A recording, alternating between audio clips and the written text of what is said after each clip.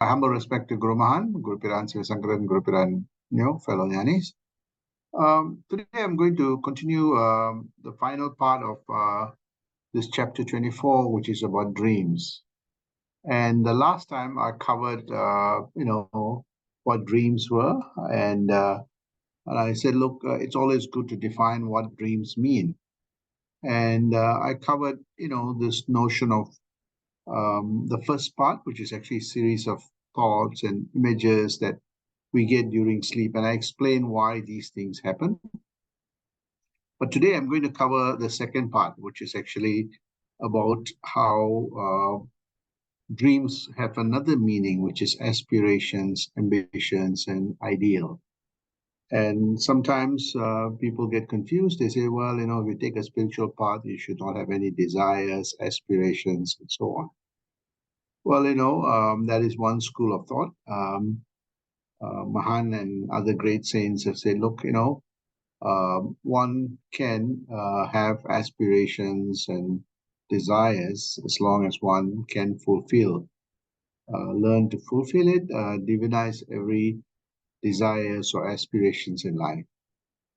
Having said that, many people have many aspirations or ambitions or ideal things that they want to achieve in life. And many people have these dreams but don't achieve it. And in that process, they get frustrated, they get angry, they get perturbed by this. And, sometimes it leaves a scar in their lives, and this carries on for the rest of their life, and, they become bitter. And there are others who actually are able to achieve those dreams and continue to achieve everything in life and live a very, inspirational life. And why is it that some, whether it's getting an education or improving the quality of life or, acquiring adequate wealth, prosperity. Others may want to have a good health, maybe suffering from ailments and want good health. Others may have mental torments and challenges that they want some peace and sublimity and, calmness and peacefulness. Others may have a greater goal of wanting to know what this life is all about, curious, why am I here? What's the purpose of life? And a more nobler aspiration is that wanting to realize God or the divinity, the creator. So many people have different aspirations in life, whatever they may be, mastering meditation, mindfulness. This is another aspiration, so ultimately leading to God realization or self-realization. That's also an aspiration. Whatever said and done with respect to what our aspirations in life, we need to actually have a plan to achieve those aspirations. Oftentimes people dream and it remains a dream. A dream becomes a reality when we put in a plan, a strategy to achieve those dreams. We may not achieve fully the dreams, but we get pretty close to the dreams, right? Or maybe a new dream opens up, new aspirations, a new ideal opens up. So the whole journey of achieving one's life requires a strategy. And some strategies work, some, may need refinements, recalibrations, So how do we achieve this? And I'm going to walk through with you some of the things that I learned, some of the things that, other great people have said about and put to practice. What is it that we can learn? Number one, to find out what is our aspirations in life. Number two is that what do we need to do to, achieve that aspirations? And after achieving the aspirations, what do we do? Right. So again, these are a few questions that we need to ask. So I like this chart that says that, look, aspirations is that, whatever we do, whether it's getting an education, wealth, a partner in life, children, good job, wanting to know the scriptures, wanting to have a more enlightened life, wanting to know God, the Creator. All this requires a strategic plan, right? How to achieve them. So we need to set goals. This is what I'm going to achieve, right? So setting the goals are very important. Goals alone don't work on its own. You've got to set a plan. So, for example, you set a goal. Okay, I am going to, nurture a more peaceful mind. Peaceful mind doesn't come on its own because we get caught up with many things. We get perturbed by many things. We get distracted by many things. So we've got to set really clear goals on what we want to achieve. We want to achieve peace of mind no matter what. So it has to be really, really focused. Then we've got to make a plan of achieving the peace of mind. So first find out what is it that destabilizes the mind. Try to root it out. What is it that gives my mind sublimity, calmness, quietude? Then make sure that that is part of my schedule, right? So having a plan to say, okay, I'm going to allocate time for myself or mindfulness or meditation or service. So making a plan. Making a plan alone doesn't work. Making a plan means after you make the plan, you've got to get to the work. So there's a nice saying that you plan your work and you work your plan, right? So if you say, okay, I am going to wake up in the morning 4:30 to 5:30, that's my time for meditation, connection with the greater force in me and nature, stick to that plan, right? Don't deviate. So work out how I'm going to do this. So making a plan, I want to have a more peaceful mind. I want to master these great teachings of self-realization. Who should I talk to? What book should I be reading? What time should I be waking up? What kind of practice? All these are part of the plan, right? So then we get to work. Okay, wake up 4:30 in the morning. To wake up 4:30 in the morning, I have to go to bed early, right? I've got to go to bed by 10:30. I got good 6 hours of sleep, right? I, keep my body fit. I don't get, wake up. We go to bed looking at our phone. Wake up, first thing we look at our phone. All that goes out, right?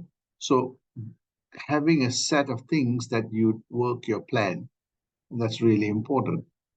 And sticking to it. That routine is so important. You know, waking up 4:30 to 5:30, reading, reflecting, doing service, being positive, being graceful with our thoughts, speech, and actions, being very, very conscious or conscientious of whatever that comes in our mind. That's getting to work and sticking to it consistently. There are times the things that come and distract us. People say things, people do things. You read WhatsApp, you read the newspaper, we get distracted, we get, the disillusion comes in. No, stick to it. How do you stick to it? Read inspirational message, reads the WhatsApp, read, great saints and sages book, read inspirational people, and slowly, slowly it takes you away from that distraction. So going back to the spiritual compass. And if you did that steps, you see that slowly you you become less distracted, you become more focused, and you can see that every day you do that, that consistency makes the journey more easier, more exciting, more inspirational. You see that the thoughts that you generate becomes more positive, you know, the way you speak changes, and things that you do becomes very different.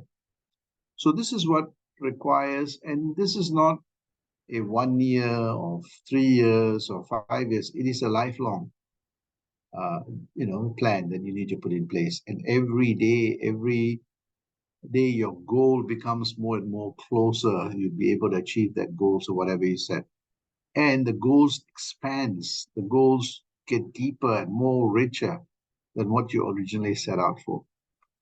And this is what you see, that over the journey of that sticking to that routine, you see that you become so enriched, so much so that what you set out, that goal expands. You attain all the 10 capitals of life, from the spiritual capital right up to economic capital.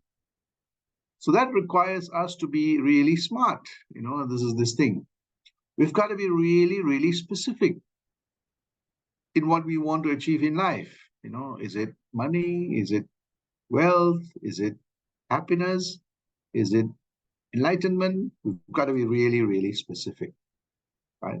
And we have to be able to measure. And if you go back to the chapter on effort, I show how we should be able to measure.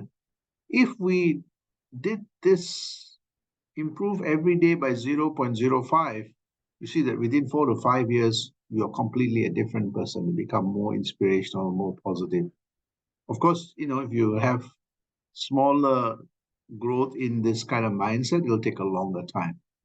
But whatever the time, whatever that, the improvements every day you make, you see is going to contribute to that development. So it has to be measurable. It has to be attainable too. And this is the challenge that most people do. They try to do everything one go. It doesn't work that way. The mind cannot absorb it. Maybe 1, 2 days after that, people give up. So even reading Mahan's book or great saints' book or scriptures, people try to read everything one go. It doesn't happen that way. See what is attainable every day. How much can your mind absorb? Right? Go deeper. Maybe take a passage, let it simmer the whole day, reflect maybe a couple of days, and then you have a better understanding. So work on what is, pragmatic, what you can achieve. And the achievement must be relevant to the goals that you want to get, right? It cannot be something that is different. If you want to achieve a peaceful mind, then you've got to be very careful on how you think about things, what you say to people, and the actions that we have. So everything needs to be aligned to what the goal that we want to reach. If you want to be an astrophysicist, then you've got to see what are the things that you need to do, learn to be able to achieve to become an astrophysicist. If you want to attain enlightenment, then you have to know what is it that will get me there. So I probably will have to, speak to someone or read scriptures, read great saints, read and say, look, how did they become enlightened, right? So, you can't, want to attain enlightenment and then you say, okay, I want to be, the way you approach it is completely contrary to that enlightenment phase or the goals that you want to achieve. So you've got to make sure that what you do gets you to that goal. If you want to be a doctor, you need to know what you need to do. You can't study something else to be a doctor. Maybe you can be a doctor of something as a PhD, but a medical doctor requires a specific type of training. So the relevance is very important. And I see many people wanting to achieve the goals, but the path that they take is not relevant, or at least they have not connected to. It has to be time bound. It has to be, say, look, by this particular date, I'm going to achieve this.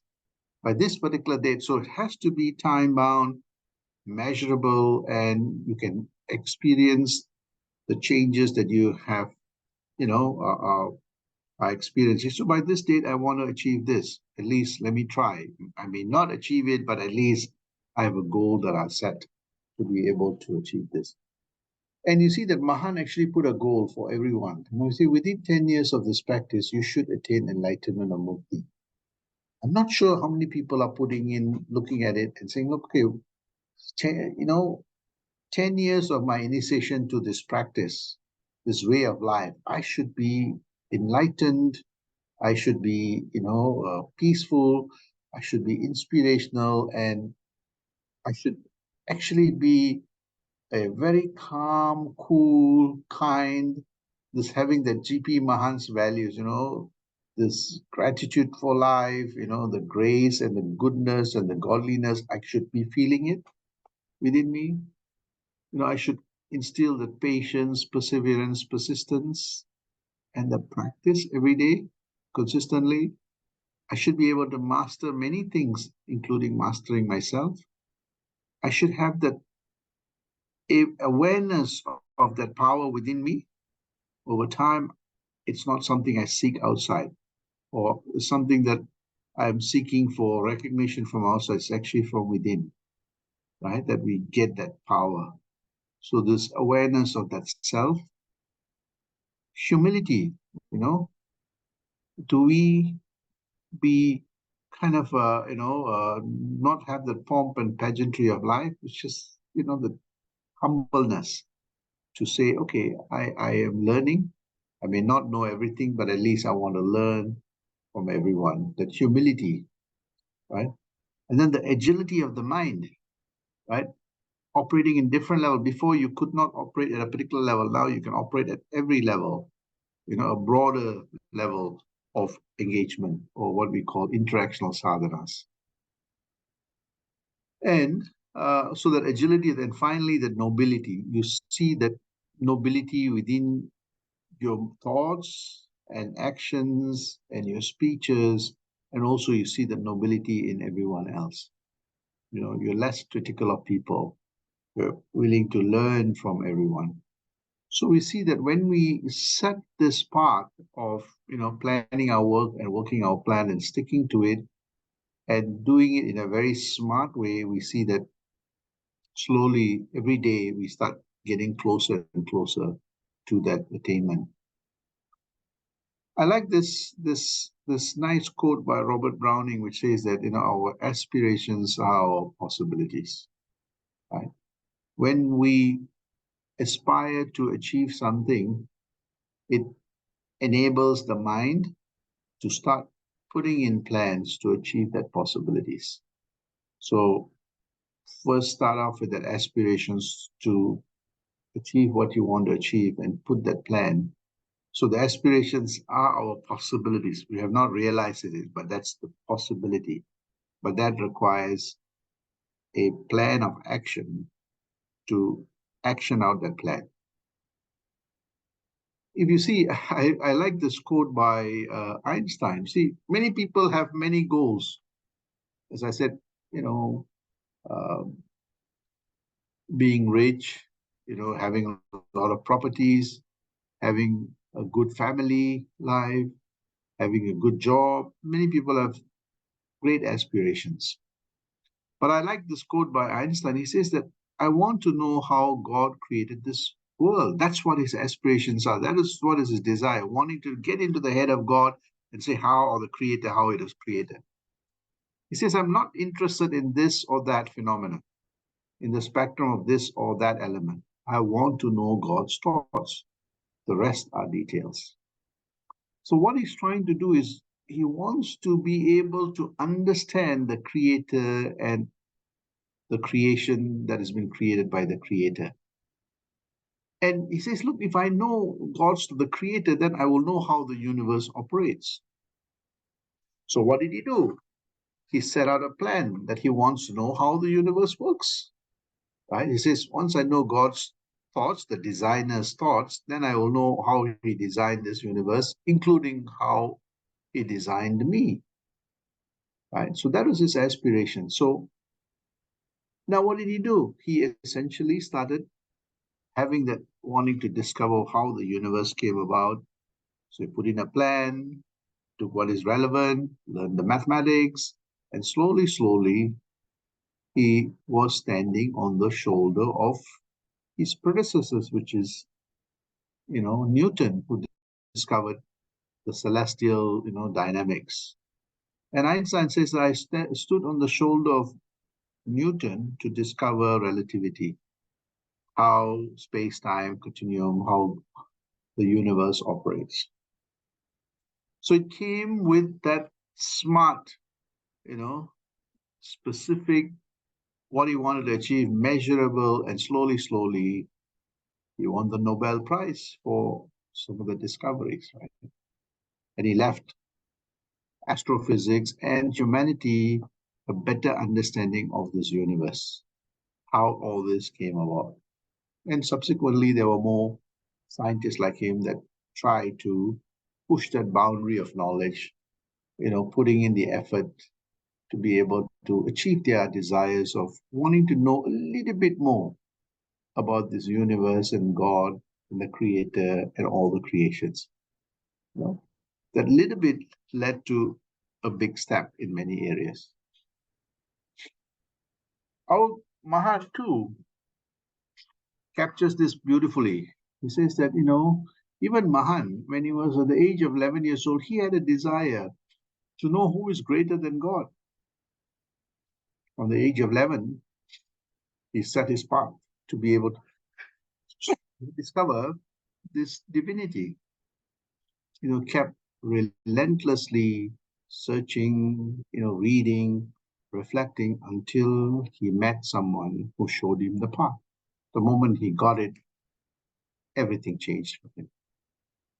So he even captures this, the aspirations of different people that discover different things.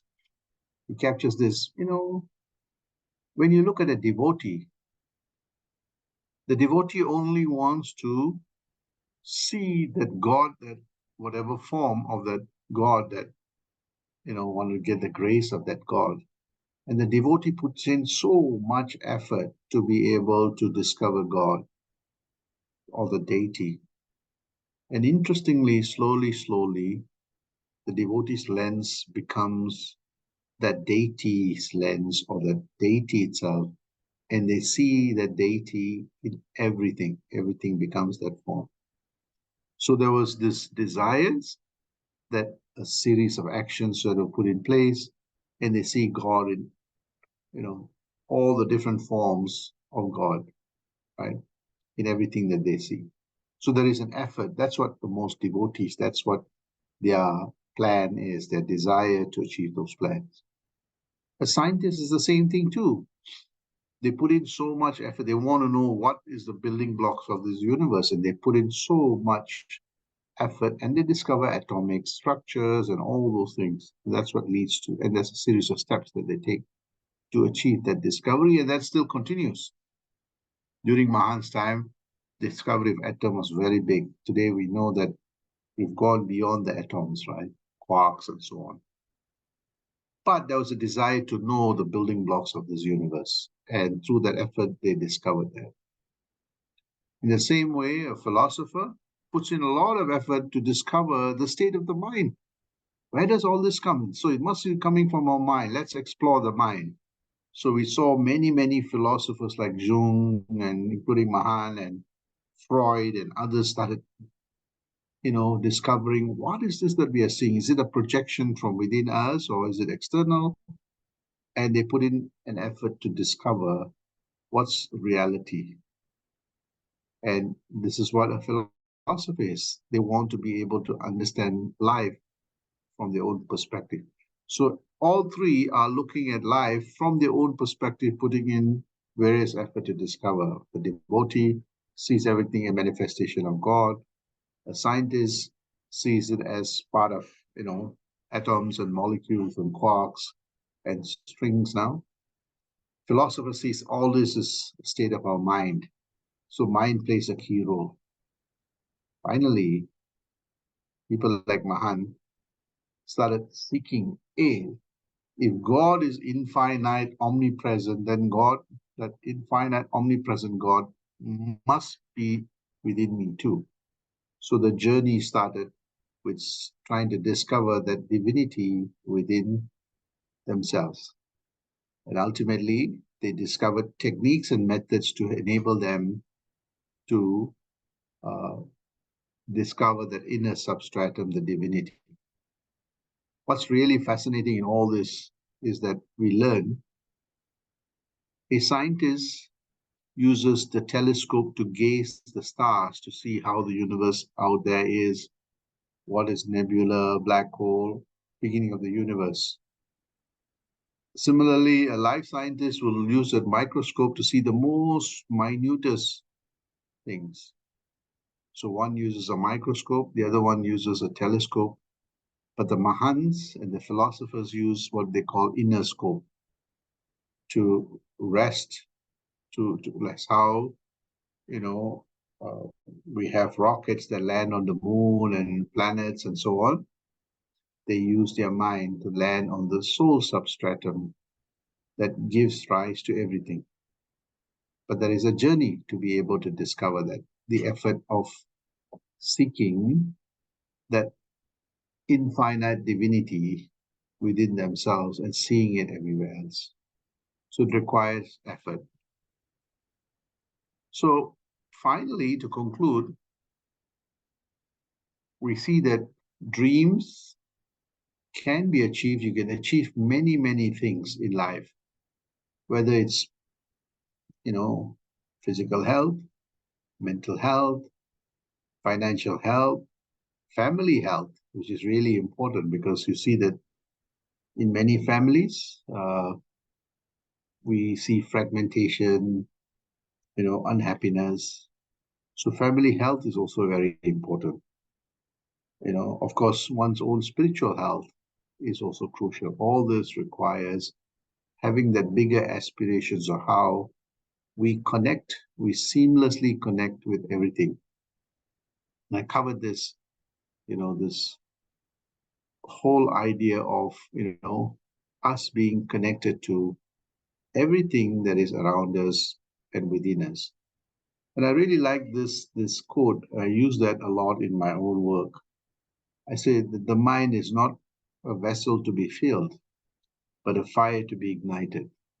What is that fire? The fire of inquisitiveness, fire of exploration, the fire of discovery, the fire of inspirational, push to know who you are.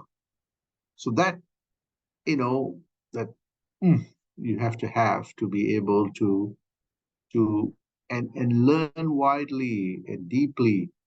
You have a lifetime to learn many things, but the most important thing is learning oneself, attaining that self-actualization and self-realization.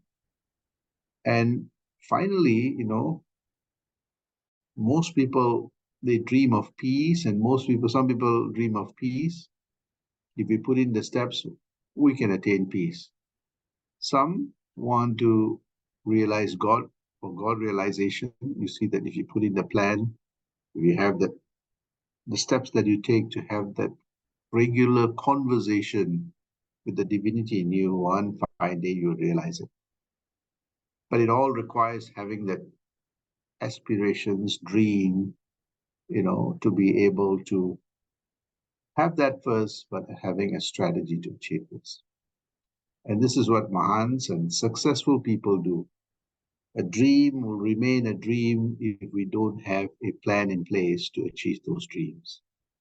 But a dream with an action plan will get you more than the dreams and open up new dreams for us, new, discoveries and new innovations that will enrich our lives. This is what I learned from this great guru, Santosha.